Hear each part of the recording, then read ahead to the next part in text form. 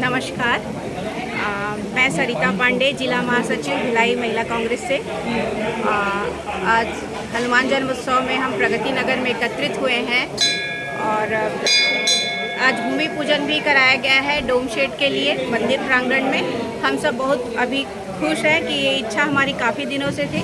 यहाँ बैठ के सब भजन और हनुमान चालीसा सुंदरकांड का पाठ करते हैं। सावन में अभिषेक और हवन यज्ञ होते हैं, तो हमारे लिए डोम शेड बनने के बाद हम सबको बहुत हर्ष हो रहा है कि हमें अब धूप बारिश हवा से बचाव रखाव मिलेगा। तो इस कारण से हम सब बहुत हर्षित हैं, इसलिए यहाँ सब हम अभी एकत्रित हुए हैं प्रगति नगर में।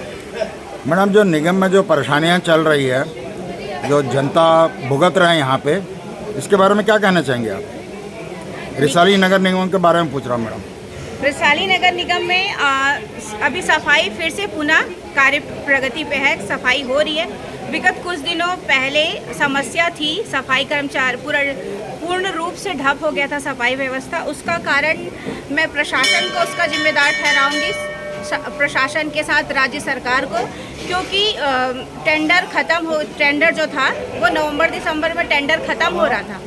टेंडर ख़त्म होने से पहले ही दूसरा टेंडर लग जाना चाहिए नियमानुसार, है ना। नया टेंडर फिर से रिन्यू होना चाहिए, पर आयुक्त मैडम, प्रशासन जो थी, है ना, जो वर्तमान ठेकेदार है, उनसे पता नहीं किस प्रकार का उनको स्नेह है, लगाव है, उनको फिर से वो रिन्यू कर दिए 2-3 महीने के लिए टेंडर को।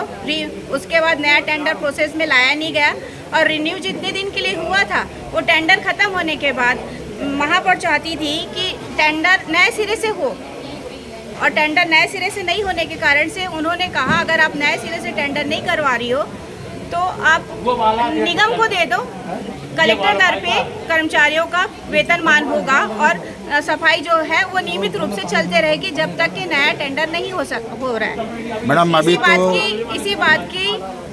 इसी बात की मतभेद थी स्थिति में शासन प्रशासन के बीच, नगर शासन और प्रशासन के बीच में। इस कारण से अव्यवस्था हुई।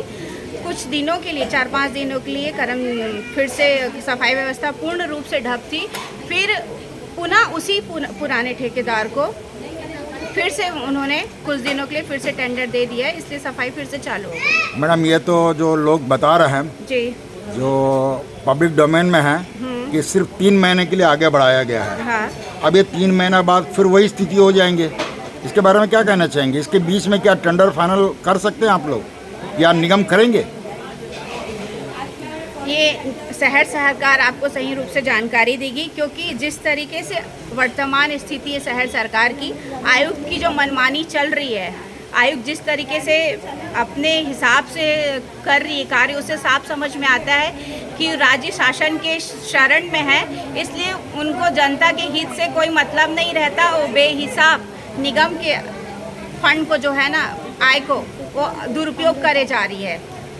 मैडम, जो लोकल जो सरकार है, जो चुनी हुई सरकार, जो जनता ने चुना गया है, या वो महापौर है या पार्षद है, क्या आयुक्त इनके बात नहीं सुन रहे? नहीं सुन रहे।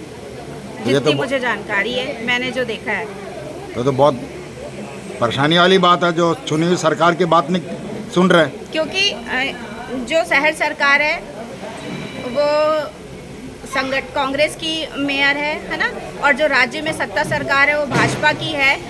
तो वो जो तालमेल है शासन और प्रशासन के बीच में, क्योंकि आयुक्त को एक बल मिल रहा है, वो बल कहाँ से मिल रहा है कि वो बेहिसाब मनमानी किए जा रही है। लेकिन जो महापौर होता है वो तो पार्टी का नहीं होता है, वो सिर्फ जनता का बन जाता है। जनता का होता है, पर आपके बीच में तालमेल नहीं होगा, आपको नगरीय निकाय प्रशासन से आपको सहयोग नहीं मिलेगा, नगरीय निकाय से आपको फंड नहीं मिलेगा, सहयोग नहीं मिलेगा, तो वो शहर सरकार क्या कर पाएगी उसमें? अभी आप सुन रहे थे नगर निगम रिसाली के जो परेशानी हैं, हमारे यहाँ के एक नेत्री है, उनकी बातों को। धन्यवाद।